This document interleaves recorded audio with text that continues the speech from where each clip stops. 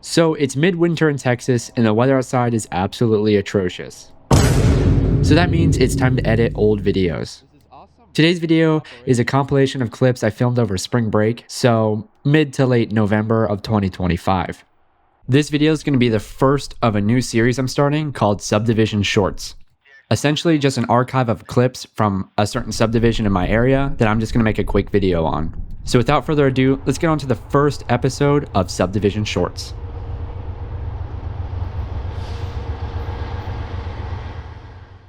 Before we really get into the video, I want to make a quick disclaimer about the footage. If you're a camera nerd like me, you know what log footage is. Basically highly compressed footage that you have to color grade later in post. So here's the before and after. So just cut me a break, I'm trying to learn how to color grade, but let's just get into it. It's October 31st and the scariest thing you can do is watch trains. We'll start this video off at this sort of remote crossing just north of Justin, Texas. I've been to this place many times before and you'll even see it more in this video. But quickly after arriving to this spot, like typical Justin manner, a train would quickly approach.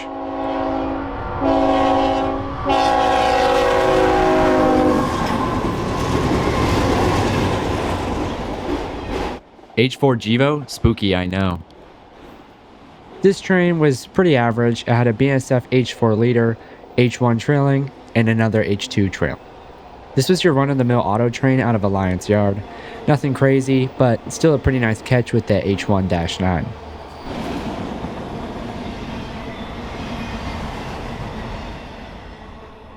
So after that train had passed, I made a quick move down to BNSF's Alliance Yard, just a few miles south. Down there we were able to see the little locomotive refueling station that didn't really have anything crazy except a few new GEs. But after sitting there for just a minute or two, I heard a rumble off in the distance just to see this.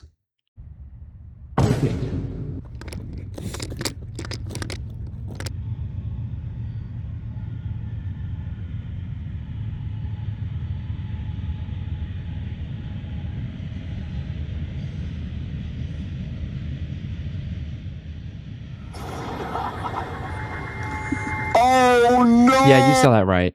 A warbonnet and a bluebonnet trailing on some random mixed manifest heading south. I knew I had to chase it, but I didn't really know where to go because I wasn't too familiar with the south side of the BNSF Fort Worth Subdivision at the time. Nonetheless, I decided to wing it and, well, this is what happens. So I did end up finding the train, but by the time I did, it was already stopped. Because the train was stopped, like in most scenarios, I expected it to continue on within the next hour or two. But oh boy was I wrong. I waited here for 3.5 entire hours just for this train to sit there the entire time. No crew change, no nothing. Only a few northbounds passed. Of those northbounds, I did manage to get a pretty good shot, but still would have rather seen the bluebonnet and warbonnet going.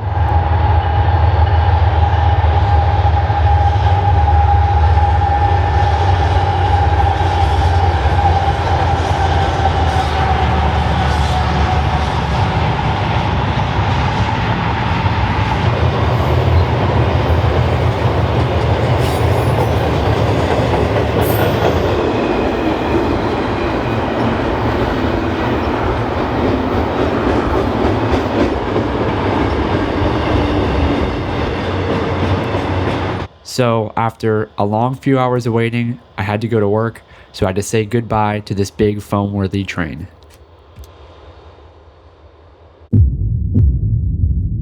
Okay, so like the title said, it's November 2nd, but I gotta talk really fast because the train's already coming. So as I was saying, a train's already coming. We're in Saginaw, and like typical Saginaw manner, stuff's always going on.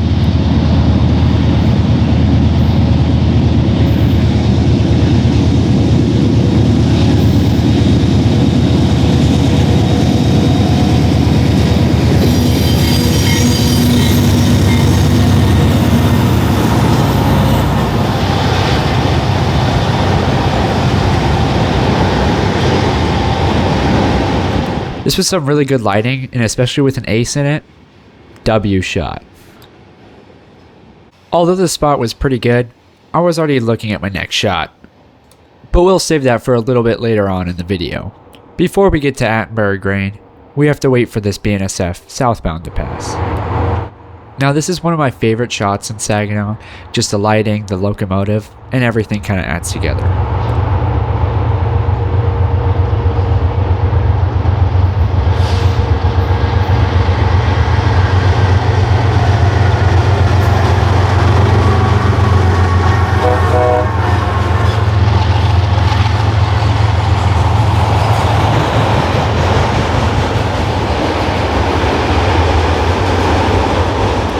Now that was one of my favorite shots. Beautiful spot, beautiful lighting, and also a beautiful locomotive. But before much time could pass, another train was already on its way.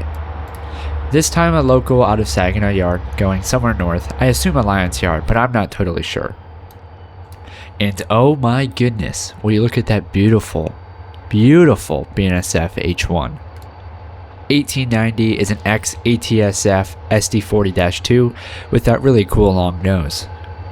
And behind that is an ex-BN SG60M painted in BNSF H4, which I have my own thoughts on.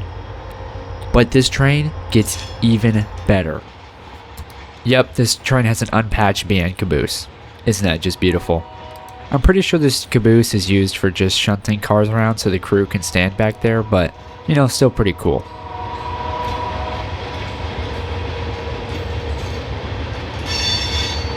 And funnily enough, I've actually seen this caboose before in the same spot on pretty much the exact same train. But not long after that train would pass, I would find myself in a new spot. This time on the way to Attenbury Grain, we got stopped by another southbound manifest.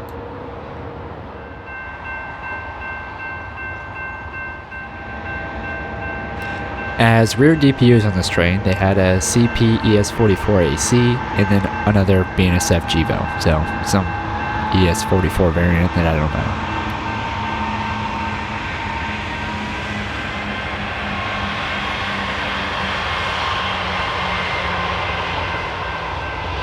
But finally, after much anticipation, we have made it to Attenbury Grain, a spot that I've been trying to get to for months. Now, what makes this place so cool? Well, it's really photogenic, and also they store a lot of cool locomotives there. It was also really cool to see the loading bays for the hopper cars, something you don't see every day. Of the units there, the most interesting to me was ATTX 204. 204 was originally built as a GP9 for the Southern Pacific. In the early 90s, it was sold to YVRR, where it gained its 204 number. Then by the early 2000s, ATTX had owned it. But recently, as of editing this video, this locomotive was actually sold to DFW. So DFW 204, that's what I can find on Railroad Pictures archives and seems to be the most recent update of this locomotive. So kind of a cool history for this old GP9, and there's really some cool history for all the locomotives here, but that's too much to talk about today. Yeah, so we start this day off with getting stuck in the mud, which was almost really scary. We're back in Justin where we started the video, but today it's not as nice of weather. As I was getting to Justin, I saw the southbound that I decided to chase and see what was leading.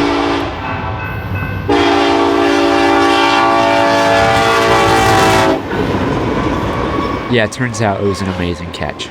2 aces in 2025, it's time to chase it south.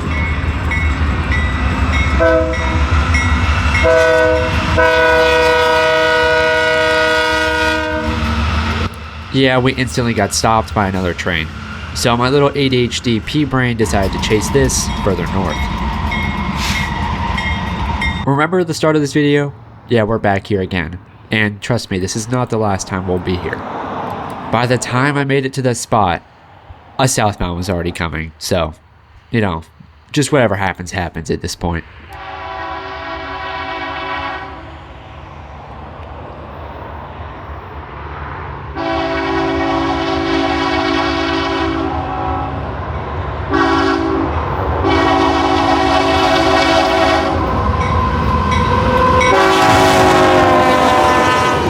Well, doesn't that look familiar? Just kind of opposite, you know? Still was a pretty nice catch with 2 H2-9s leading, which is always nice to see. So with that train wrapping up, I decided to wait for that northbound. Soon after the southbound had passed, the northbound made its way.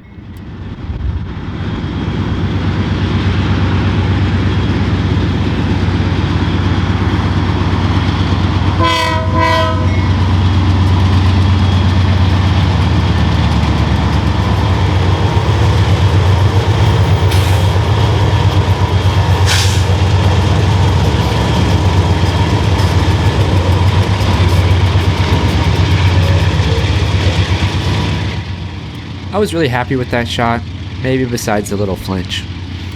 But hey, it happens, right? But as it started to rain, I decided just to go home. But that wasn't the end of trains for that day.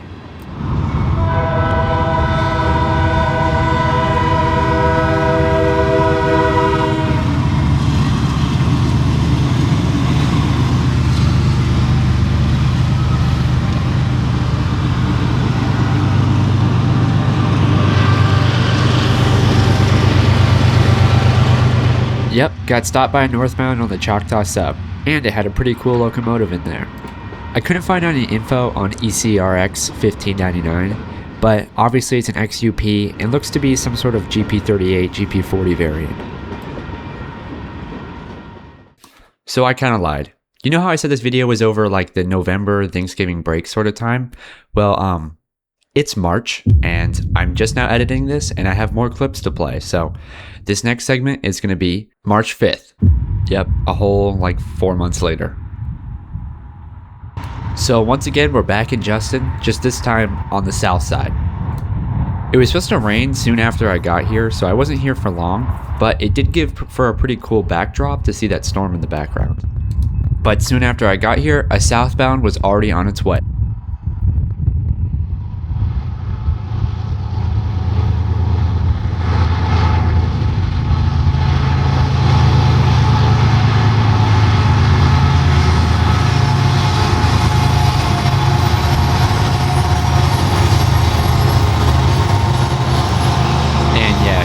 It was super windy out today, so the audio wasn't too good. But still wasn't a bad shot.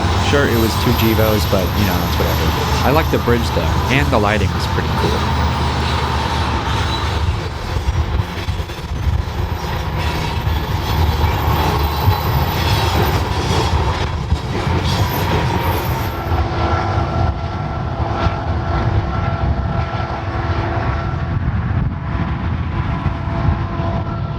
Soon after that train passed, the northbound signal had cleared the line. And no more than 10 minutes later, the northbound was already on its way.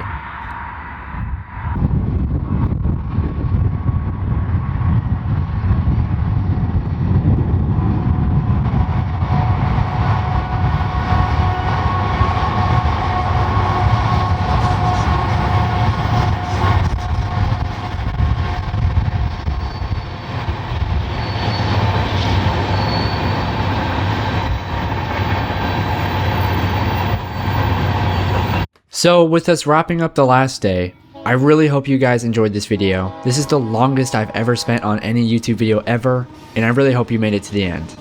But thank you for watching, and look out for new posts coming soon.